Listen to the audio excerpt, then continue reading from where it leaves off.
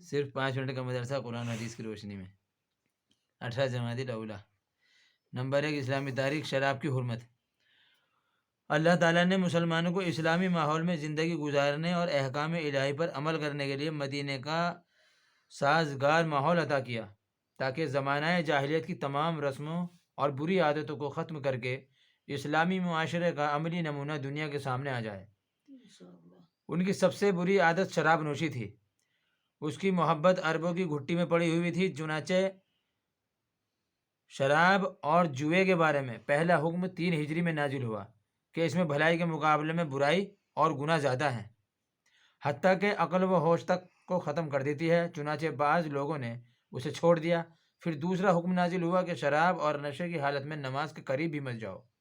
چنانچہ صحابہ اکرام نے اس کو ترک کر دیا کہ جب نشے کی حالت میں نماز نہیں پڑھ سکتے تو اس سے بچنا چاہیے۔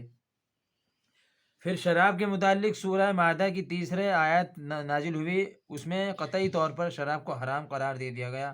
صحابہ اکرام کے ایمانی جذبے کا یہ حال تھا کہ حکم ملتے ہی شراب کے برتن اور مٹکے توڑ ڈالے، یہاں تک کہ مدینے کی گلیوں اور سڑکوں پر شراب ہی شراب بہتی نظر آ رہی تھی۔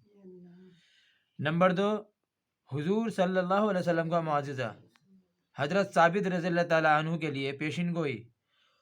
آپ صلی اللہ علیہ وسلم نے حضرت ثابت بن قیس رضی اللہ تعالیٰ عنہ سے فرمایا تھا، کیا تم اس پر راضی نہیں کہ ایک اچھی زندگی بسر کرو اور شہید کی موت مرو اور پھر جنت میں داخل ہو جاؤ؟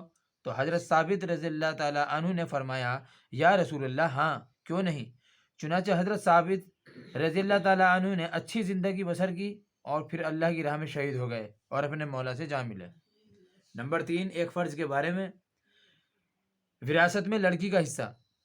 قرآن میں اللہ تعالیٰ فرماتا ہے، اللہ تعالیٰ تم کو تمہاری اولاد کے حق میں حکم دیتا ہے کہ ایک لڑکے کا حصہ 2 لڑکیوں کے برابر ہے۔ فائدہ: والدین کی وراثت میں لڑکے کے 2 حصے اور لڑکی کا 1 حصہ ہوتا ہے جس کا ادا کرنا فرض ہے۔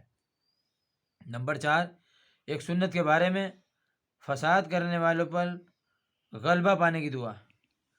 فتنہ و فساد کرنے والوں پر غلبہ پانے کے لیے اس دعا کا اہتمام کرنا چاہیے، جو سورہ عنکبوت 30 نمبر میں لکھا ہوا ہے، رب انصرنی علی القوم المفسدین۔ فتنہ و فساد کرنے والوں پر غلبہ پانے کے لیے اس دعا کا اہتمام کرنا چاہیے، رب انصرنی علی القوم المفسدین، جس کا ترجمہ یہ ہے، اے میرے پروردگار، مجھے فساد کرنے والی قوم پر غلبہ عطا فرما۔ ایک اہم عمل کی فضیلت۔ اللہ کے راستے میں پہرے داری کرنا۔ رسول اللہ صلی اللہ علیہ وسلم نے فرمایا، اللہ کے راستے میں ایک رات جاگ کر پہرا دینا 1000 راتوں کی عبادت اور 1000 دنوں کے روزوں سے زیادہ افضل ہے۔ جو اللہ کے راستے میں پہرے داری کرے گا اس کو اتنا بڑا ثواب دے گا اللہ تعالیٰ کہ 1 رات پہرا دینے پر 1000 راتوں کی عبادت اور 1000 دنوں کے روزے سے زیادہ افضل ثواب دے گا۔ نمبر 6، ایک گناہ کے بارے میں۔ منکرین کا عذاب۔ قرآن میں اللہ تعالیٰ ارشاد فرماتا ہے، جو لوگ ہماری آیتوں کا انکار کرتے رہے تو وہی بدبخت ہیں جن کو بائیں ہاتھ میں نامہ اعمال دیا جائے گا، ان پر چاروں طرف سے بند کی ہوئی آگ کو مسلط کر دیا جائے گا۔ نمبر 7، دنیا کے بارے میں۔ اپنے بیوی بچوں سے ہوشیار رہو۔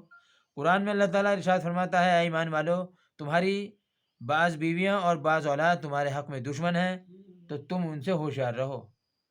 فائدہ یہ ہے اس بات کا کہ بیوی بچے بعض مرتبہ دنیاوی نفع کے لیے خلاف شریعت کاموں کا حکم دیتے ہیں، انہی لوگوں کو اللہ تعالیٰ نے دین کا دشمن بتایا ہے اور ان کے حکم کو پورا نہ کرنے کی بھی ہدایت دی ہے۔ نمبر 8، آخرت کے بارے میں۔ جہنم کی آگ کی سختی۔ رسول اللہ صلی اللہ علیہ وسلم نے فرمایا، دوزخ کو 1000 سال تک دہکایا گیا تو وہ لال ہو گئی، پھر 1000 سال تک دہکایا گیا تو وہ سفید ہو گئی، پھر 1000 سال تک دہکایا گیا تو اب وہ بالکل زیادہ کالی ہو گئی۔ جہنم کی آگ کی سختی اتنی ہے۔ نمبر 9، طب نبوی سے علاج۔ طبیعت کے موافق غذا سے علاج۔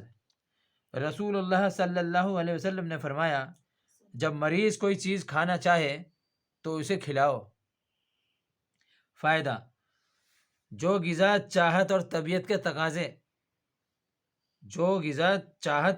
کے تقاضے سے کھائی جائے وہ بدن میں جلدی اثر کرتی ہے، لہٰذا مریض کو کسی چیز کے کھانے کا تقاضا کرے تو اسے کھلا دینا چاہیے۔ ہاں، اگر غذا ایسی ہے کہ جس سے مرض پڑنے کا قوی امکان ہے تو ضرور پرہیز کرنا چاہیے۔